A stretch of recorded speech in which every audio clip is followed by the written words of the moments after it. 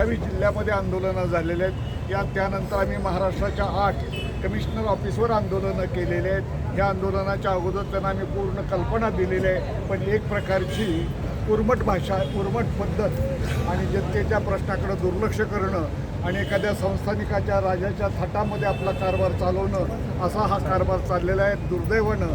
त्यासाठीच म्हणून या सातारा त्यांच्या जिल्ह्यामध्ये आम्हाला आज आंदोलन करावं लागतं आहे। हे आंदोलन आम्ही बेमुदत स्वरूपाचं करतो आहे। या आंदोलनामध्ये दररोज 2 जिल्हे येतील। जवळजवळ 15 दिवस चाललेल्या एवढ्या आंदोलनाची आम्ही आज तयारी केलेली आहे। गरज पडली तर त्यानंतरही आम्ही आंदोलन करू।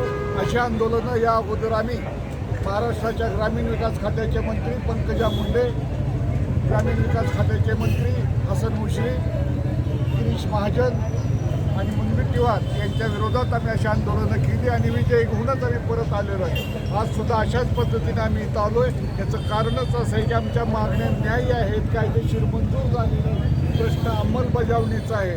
आणि जर एखाद्या मंत्री जनतेचा प्रश्न, मंजूर झालेला प्रश्न, मान्य झालेला प्रश्न जर बोलवत असेल तर याचा अर्थ असा आहे की तो हुकुमशाही प्रवृत्तीचा आहे, एकाधिकारशाही प्रवृत्तीचा आहे। आणि अशी एकाधिकारशाहीची प्रवृत्ती देशामध्येच काय, जगामध्ये लालभाऊ त्यानं कधी चालू दिलेली नाही आणि आम्ही या ठिकाणी चालू देणार नाही। आणि आमचं आंदोलन यशस्वी झाल्याशिवाय आम्ही इथं थांबवणार नाही। या आंदोलनाची स्थानिक जबाबदारी या जिल्ह्याचे आमचे नेते कॉम्रेड श्याम चिंचणे अत्यंत सक्षमपणानं पार पाडत आहेत।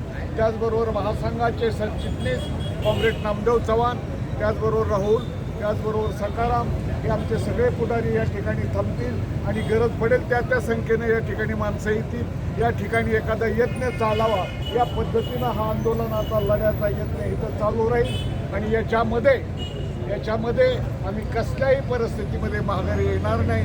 ही गोष्ट आम्ही माननीय जिल्हाधिकारी यांना स्पष्ट करून सांगितलेली आहे। त्यांना आम्ही निवेदन दिलेलं आहे। त्यांना आम्ही सांगितलेलं आहे की तुम्ही त्यांना कळवा, चर्चा करा, चर्चा होऊ द्या।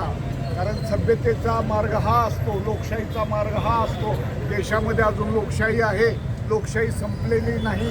अशी कोणी जर हुकुमशाहीची भाषा करत असेल तर ती हुकुमशाही मोडल्याशिवाय आम्ही राहणार नाही, एवढं आम्ही तुम्हाला ग्वाही देतो आणि या ठिकाणी थांबतो। धन्यवाद।